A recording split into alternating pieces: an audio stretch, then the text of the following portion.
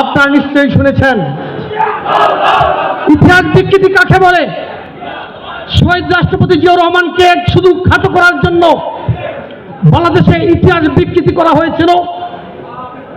তার অবদানকে ছোট করার জন্য বিভিন্ন সময় বক্তব্য রাখা হতো। দেশনেত্রী বেগম খালেদা জিয়া সম্পর্কে তুচ্ছ তাচ্ছিল্য করা হতো।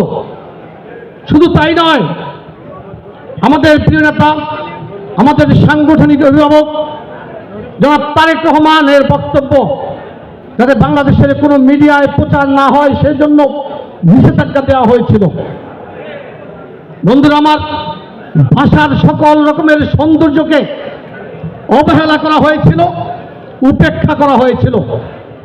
আমরা চাই যে আকাঙ্ক্ষাকে ধারণ করে জুলাই বিপ্লব সংগৃহীত হয়েছে, আগামী দিনে বাংলাদেশের মানুষ সে আকাঙ্ক্ষাকে একটি স্বচ্ছ গ্রহণযোগ্য নির্বাচনের মধ্য দিয়ে প্রতিফলন ঘটাবে এবং মানুষের স্বপ্ন একটি জনবান্ধব সরকার গঠনের মধ্য দিয়ে প্রতিফলিত হবে। বন্ধুরা আমার, আমি বক্তব্য দীর্ঘায়িত করব না।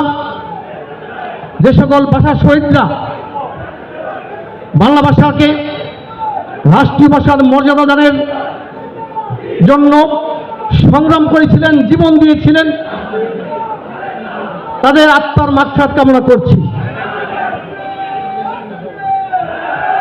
সোয়াপ ল্যাঙ্গুয়েজের 2022 সালের একটি প্রতিবেদনে বলা হয়েছে পৃথিবীতে সরকারিভাবে 7,139টি ভাষা রয়েছে, আর ঐতিহাসিকভাবে 39,000 ভাষা রয়েছে।